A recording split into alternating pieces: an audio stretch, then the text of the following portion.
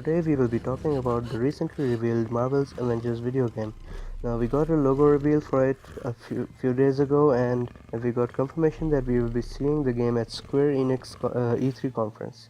These are all of the timestamps that you guys will need to know if you want to skip around the video and get to the juicy parts. Let's talk about open world.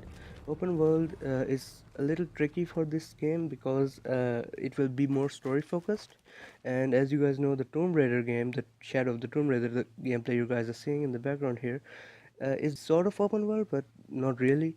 Like, there are specific levels, and you can go around everywhere, but it's in a limited space. It's not like Spider-Man or some other open world game like Forza. If we're talking about open world here, it is likely going to be less graphically impressive, unlike Tomb Raider.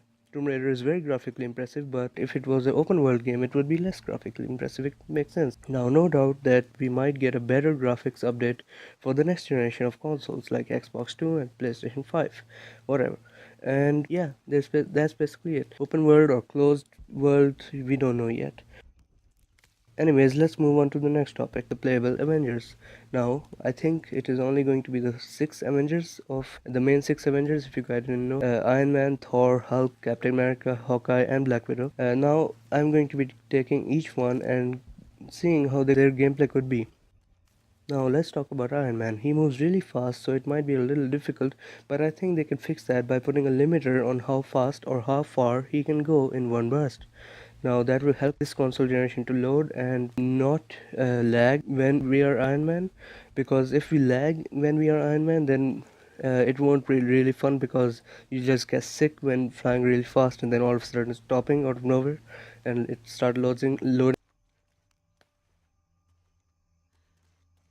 They did say that it will be continuous gameplay single player experience, so that means it might be like playing in an open world and we just run into a mission and we accept it.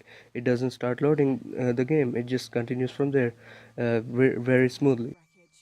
Next character, Thor. Thor has a hammer or a stormbreaker. We don't know which version of Thor we will be getting in Marvel's Avengers video game. He can definitely be really awesome. The same thing though, how fast he can fly or throw how much lightning depends on how much the developers allow the game to do so. Otherwise, it might just get too hectic or too laggy to play. Next up is Hulk. Now we might see a dampening on his jump ability, because if we go too high it might start lagging, or too much render distance, we don't know yet. They might just do it so if we're flying really fast as Iron Man or Thor, we might just get lower resolution graphics when we're flying, because we'll not really notice that when we're flying at like 200 miles an hour or something. Hulk, on the other hand, is running. His running speed is handleable, I guess. Handleable, what's that word? And his jump is also good. Captain America might be the ideal first character we get in the game, and we unlock from there, such as Hawkeye, then Black Widow, then so on till the last one.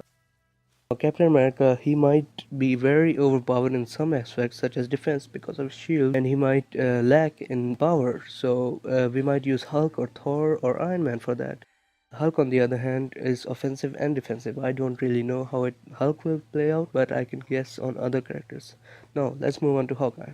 I think for consoles they will have aim assist, a lot of aim assist. For PC, both will have some sort of aim assist, but not enough to get dizzy. Now Hawkeye might play out like Lara Croft's Tomb Raider, as we have seen the bow physics in Shadow of the Tomb Raider or other Tomb Raider games, I guess.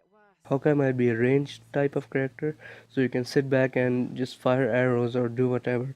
But Iron Man is also something like that, but they might put a limit on how far you can get before repulsor blasts weaken. Different types of arrows, maybe even more types of arrows than you think. Let's talk about Black Widow. Black Widow, on the other hand, will have guns, but she might be useful for taking down smaller enemies and slipping around in small spaces and doing stealth type stuff.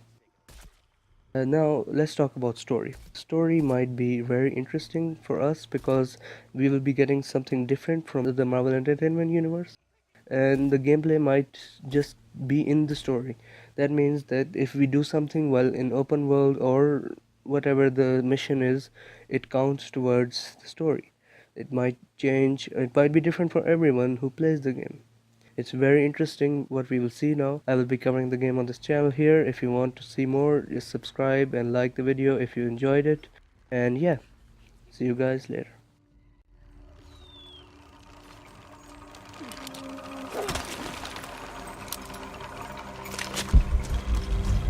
That was close.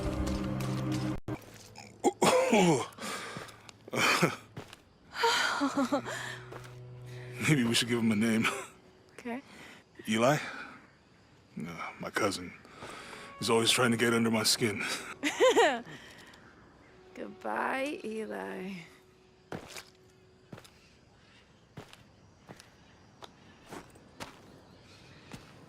I think we can see the village through the vines over there.